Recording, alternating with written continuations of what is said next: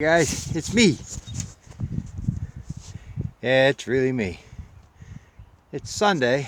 I didn't get far with this yesterday. I spent about an hour trying to get this little contact in here. The way they got this in here, it's unbelievable. I didn't want to have to rip the starter out. So I don't know if you can see this, but on the back of the solenoid it had them stupid safety plastic things on it. I snapped them out of the way, and I still could not get at these. See this right here? All right, that's ground. That's field from the solenoid to field the ground on the starter. But on the other side over there, there's another one of these way in the back, and that's the starter relay or the starter connection. So what you do if you were to jump start it, you take your hot post and your back one and connect them.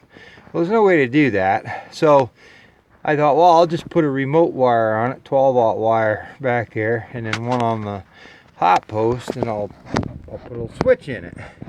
Oh my God, I took that apart. It was all I could do. I just didn't have anything that would fit in there. You can't get a socket on it because there's like a housing here on the back of the fuel pump.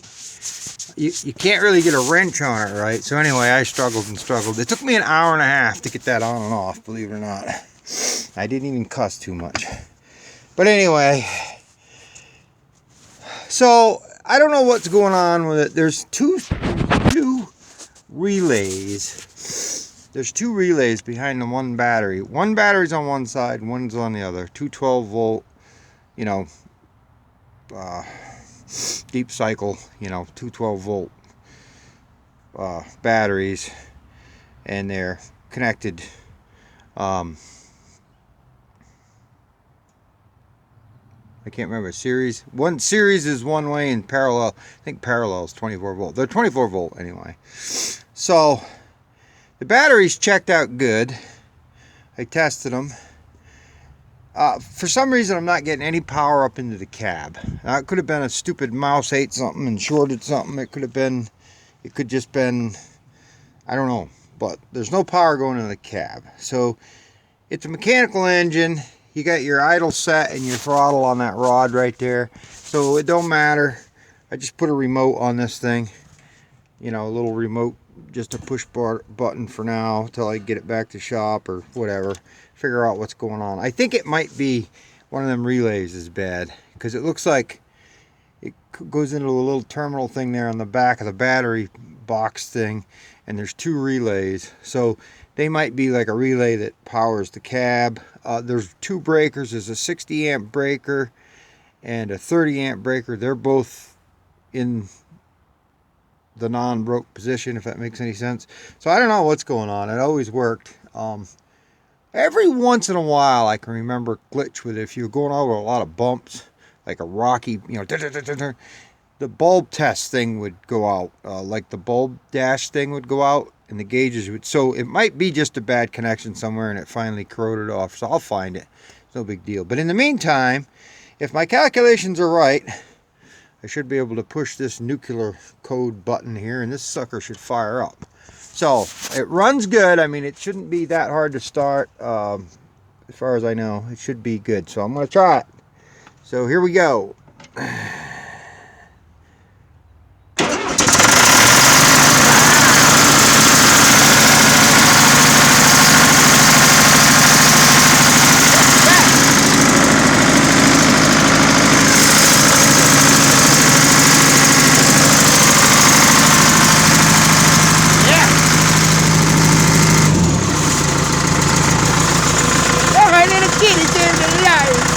Yeah, I told you this thing runs good. That hasn't been running since like November. Before Thanksgiving, I came over here and brought it over and did the cleanup work. It's a good running engine.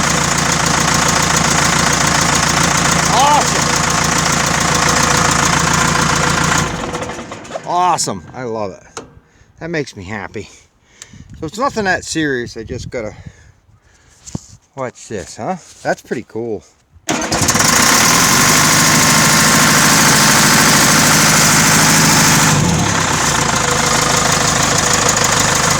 a computer in sight. See, Pop knows how to fix things when there ain't no friggin' computer's in the way.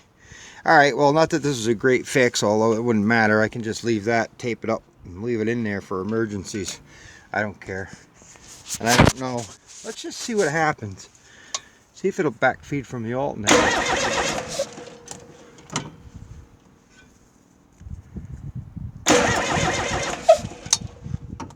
There we go. The fuel shut off.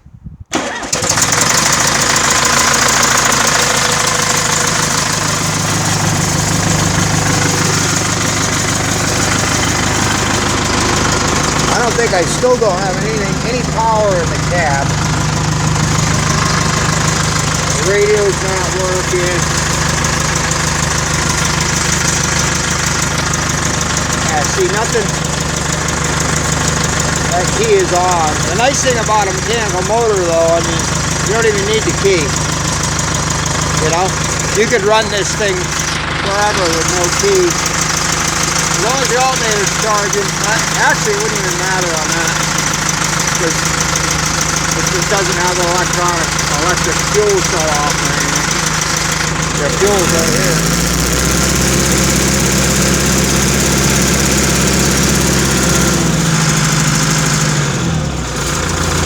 Awesome.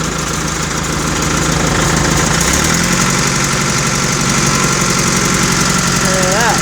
Blade works.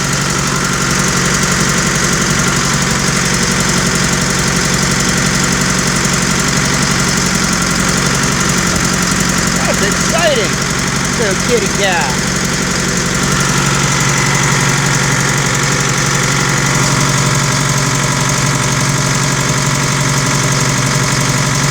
Huh.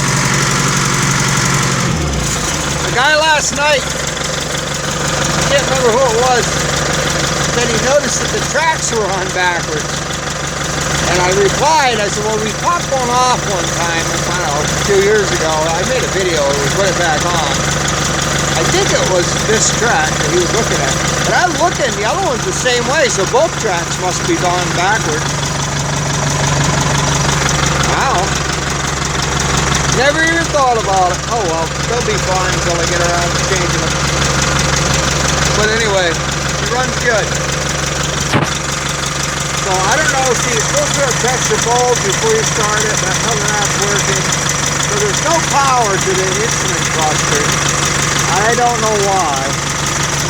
But I got a feeling it's down in that battery box for there's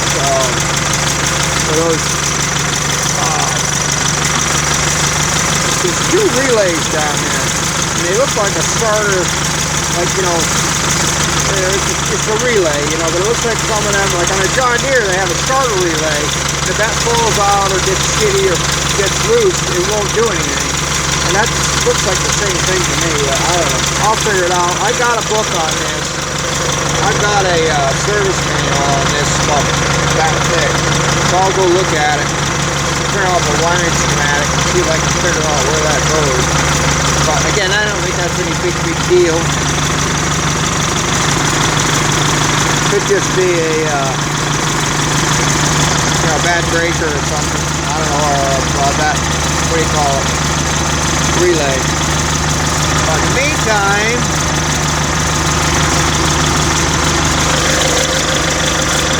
here's the transmission wants to go.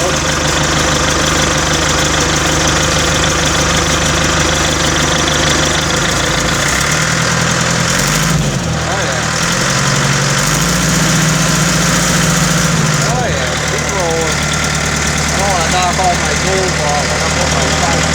Look at that, huh? Awesome. Alright. Well, I can get her moved anyway. That's a major accomplishment.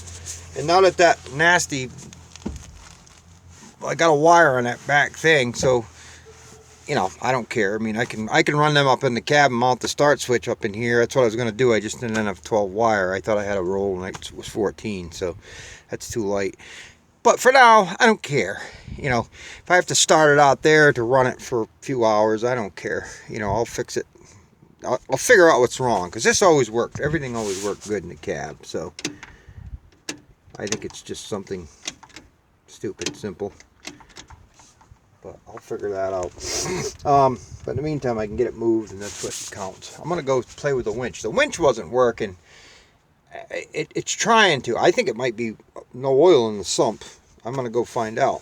But we just never use this thing. It sits around forever, and I could use it on the job I'm on now, though. I mean, I've been trying to get that winch on the John Deere and move it down there, but you know, whatever. I was going to move this down in the Bethlehem job because there's a few trees to winch and stuff down there too. But we got a skidder down there with a winch. So, but it is nice. These things are awful handy for, you know, for just building roads and skidding a few odds and ends. And I wouldn't want to make a steady career out of skidding with it, you know, for my operation. It's all right for bunching 2 or 3 trees, pulling them up 1, 2 at a time on steep ground. It works good. I mean, that's what it's designed to do. So, but yeah, it works good.